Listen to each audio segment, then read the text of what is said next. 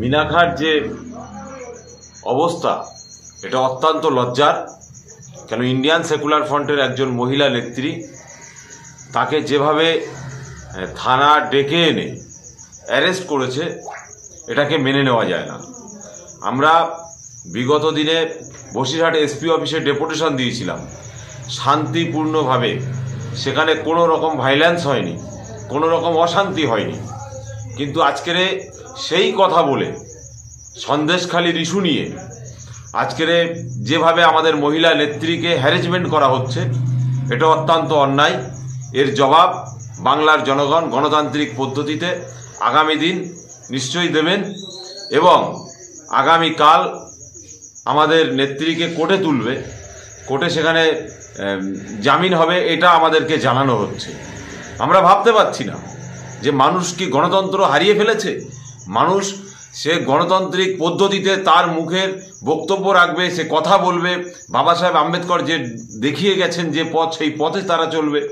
আজকের তাদেরকে কিভাবে কণ্ঠরোধ করা যায়, প্রতিবাদী কণ্ঠকে কিভাবে চেপে দেওয়া যায়, সেই চিন্তা ভাবনা করছেন আমাদের রাজ্যের মাননীয় মুখ্যমন্ত্রী মমতা ব্যানার্জি, পুলিশ মন্ত্রী।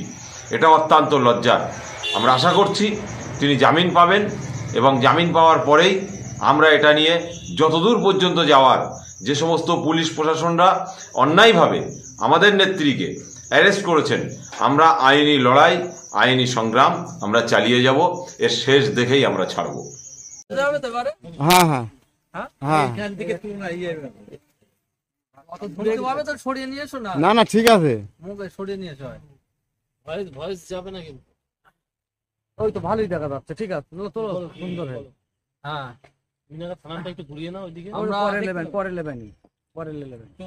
আইএসএফ এর তরফ থেকে আমরা আজকে মিনাখা থানাতে এসেছি। আমরা মিনাখা এবং হাড়োয়া বিধানসভার লোকজন, আমাদের মিনাখা বিধানসভার নেত্রী আয়েশা খাতুন, বাড়ি মিনাখা, মঠগ্রাম, পোস্ট অফিস মালঞ্চ, থানা মিনাখা। ওনার বাড়িতে গিয়ে পুলিশ গিয়ে বলল যে আপনাকে থানায় নিয়ে যাওয়া হচ্ছে আপনারকে জিজ্ঞাসাবাদ করার জন্য। সেই পরিপ্রেক্ষিতে উনি জিজ্ঞেস করলে যে আপনারা পুলিশ কিনা আমরা কিভাবে বুঝবো। উনি পুলিশ ডকুমেন্টস দেখালো, একটা মহিলাকে কোনো 41-এর নোটিশ ছাড়া থানায় নিয়ে এসছে এবং নিয়ে আসার পরে থানাতে আমরা আসলাম। থানায় আসার পরে জিজ্ঞাসাবাদ করলাম পুলিশকে, কিন্তু পুলিশের কাছ থেকে আমরা কোনো সদুত্তর পাই না। এবং পুলিশ যে বলল যে এটা সন্দেশখালির বিষয়ে ধরা হয়েছে, আমরা এই বিষয়ে কোনো কিছু বলতে পারবো না, কিছু এই বিষয়ে আমাদের কোনো কিছু জানা নেই। আমাদের কোনো 41-এর নোটিশও দেয়নি এবং এফআইআর কপি কি হয়েছে বা কোনো কেসের বিষয়ে কিছুই বলেনি। আমাদের নেত্রীর জন্য কোনো কিছু হয় সেক্ষেত্রে এই সরকার এবং এই সরকারের পুলিশকে দায়ভার নিতে হবে, এই বলে আমরা আমাদের বক্তব্য শেষ করছি। ঠিক আছে, চলো।